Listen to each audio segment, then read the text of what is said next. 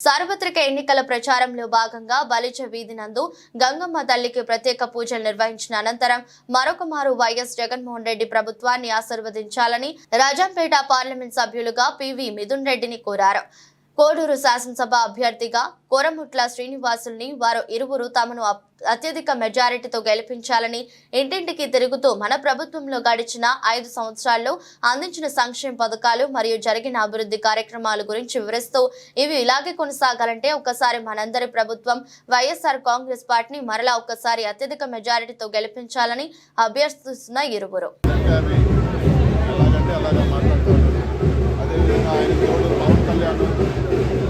ఆయన 21 సీట్లు తీసుకొని దాంట్లో సగం సీట్లు క్యాండిడేట్లో పెట్టుకున్నాడు. పూర్తిగా పవన్ కళ్యాణ్ అనేది పూర్తిగా చంద్రబాబు నాయుడు గారికి అమ్ముకోలేదు. కాబట్టి ఆయన పవన్ కళ్యాణ్ గారు కానీ లేకపోతే 10 ఏళ్ళ తర్వాత ప్రజల పేరు చెప్పుకొని విపరీతంగా సంపాదించి 10 సంవత్సరాలకి ఎక్కడ కూడా నియోజకవర్గంలో ఎవరిని పట్టించుకోవాలి. కిరణ్ కుమార్ రెడ్డి కూడా వీళ్ళందరూ కూడా కూటమిగా వచ్చారు. వీళ్ళ వల్ల ఎవరి వల్ల ఉరిగేది ఏమీ లేదు. ప్రజలకు ఉపయోగపడే పరిస్థితి కూడా ఏముండదు. నోరు ఉంది కదా అని చెప్పి చంద్రబాబు నాయుడు ఇష్టం వచ్చినట్లు మాట్లాడుతూ ఉన్నారు. అదేవిధంగా పవన్ కళ్యాణ్ కూడా ఆయనకు తెలిసింది లిక్కర్ వ్యాపారం అంటేనే మేము దూరం, అసలు ఇది లేదు లేకపోతే ఇంకోటి ఆరోపణలు చేస్తూ ఉన్నారు. First of all Chandrababu Naidu క్యాండిడేట్లు పెట్టుకొని పార్టీ నడిపి రేపు రాబోయే రోజుల్లో ఒక్క మనిషి కూడా ఆయనతో ఉండే పరిస్థితి ఉండేది. పవన్ కళ్యాణ్ అనే వ్యక్తికి ఆయన ఊరికే ఇక్కడికి వచ్చి ఊరికిపోయి మాట్లాడినంత మాత్రాన ఇక్కడ ఉరిగేది ఏముండదు. ఖచ్చితంగా ప్రజలు ఇక్కడ వైఎస్ఆర్ కాంగ్రెస్ పార్టీని గెలిపిస్తారు.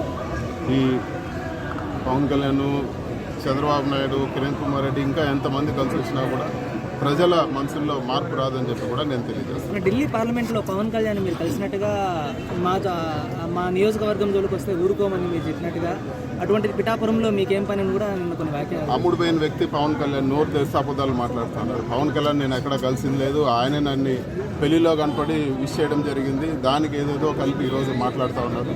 పిఠాపురంలో వంగా గీత గారు బలమైన అభ్యర్థి, ఖచ్చితంగా ఆవిడ గెలుస్తారు. ఆయన అక్కడ భయపడి ఈరోజు ఇలాంటి ఆరోపణలన్నీ చేస్తున్నారు. ఏదో అయిపోయింది, ఏమో జరిగిందని చెప్పి ఎవరు కూడా ఏం పట్టించుకోవడం లేదు. ఆయన గురించి పెద్దగా పట్టించుకోవాల్సిన అవసరం కూడా లేదు. పిఠాపురంలో వైఎస్ఆర్ కాంగ్రెస్ పార్టీ బలంగా ఉంది. ఖచ్చితంగా పిఠాపురం డివిజన్ సర్వీస్ నువ్వు ఇక్కడ ఇన్ని రోజులు విలేకరుగా ఉన్నావు కదా, నీ ఆలోచన చెప్పి ఇక్కడ ఏమైనా ఇసుక ఎవరికైనా ఎప్పుడైనా ఎవరైనా ఆరోపించారా? ఈడొకటి తప్పితే ఇంకెవరు ఆరోపించలేదు.